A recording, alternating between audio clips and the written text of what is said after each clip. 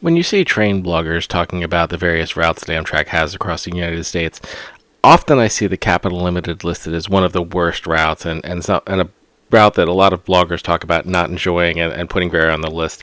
And I think that's because they don't understand the intent and purpose of the Capital Limited, particularly as someone who lives in the DC area.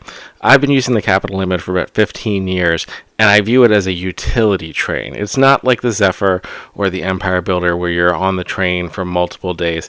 It's a train that is designed to get you to specific destinations at a reasonable price and at a reasonable time.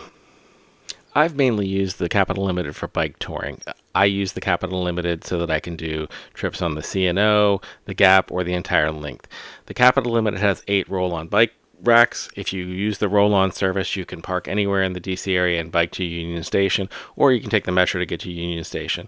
And you have stops at Harper's Ferry, which is on the C&O Canal, and about a good day trip out. So if you just wanted to do a 1 day trip and out, you go to Union Station, you get on the train at 4 o'clock in the afternoon, you get to Harper's Ferry at 5 o'clock for dinner. You can get a nice cheap hostel there because it's also an Appalachian Trail stop, and you can bike back the next day. Nice, easy 1 day trip, and the coach ticket is $11 plus $20 for your bike.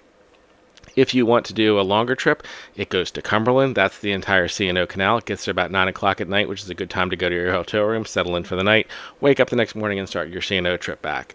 You can go to Connellsville and do the stretch from Connellsville all the way back to Cumberland, or Connellsville even all the way back to D.C., which is probably the most beautiful stretch of the Gap. Or you can go all the way to Pittsburgh, get there around midnight, get a hotel room, and start doing the Gap and C&O all in one trip. All of those will probably take you less than $100 for a coach ticket. And because you're basically getting off in the evening before you have to go to sleep, you don't really need a sleeper car. Even if you're not bringing your bike, the fact that I can get out to Harper's Ferry for $11 or Cumberland for like less than $30 any evening, leaving at 4 in the afternoon, which means I can spend all day in DC seeing the museums and then spend my night in Western Maryland in the mountains, along a river, seeing absolutely beautiful sights and be out there for a day or two and then come back to DC, be right at Union Station at a metro area, not having to have a car. It's a huge blessing, and it's very reasonably priced for coach tickets if you're not doing the whole run.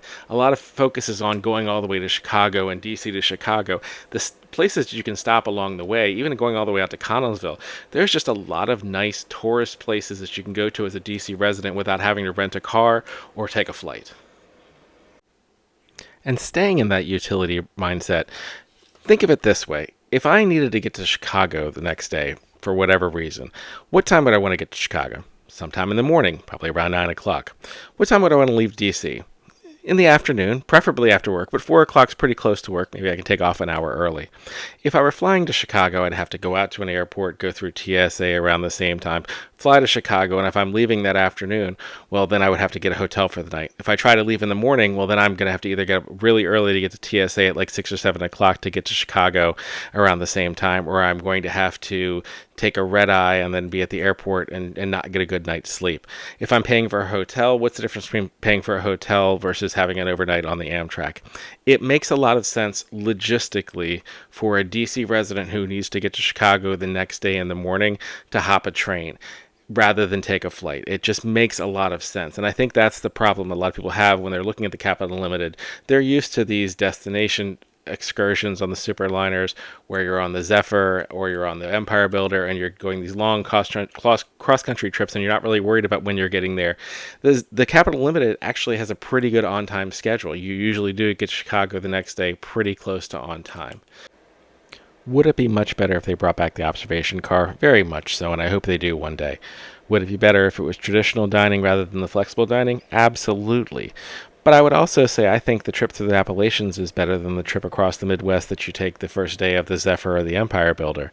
And I think it's very important to remember that trains are not just for tourism on the train, but also to get you to destinations.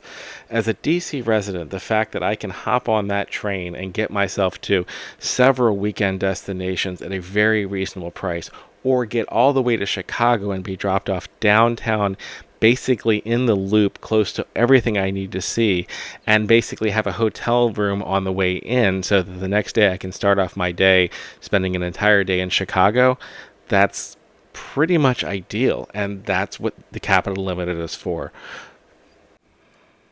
So, if you're a DC resident or you're coming to DC for an extended stay, I highly recommend considering including the Capital Limited in your visit. A short day trip out to Harper's Ferry, a longer trip out to Cumberland.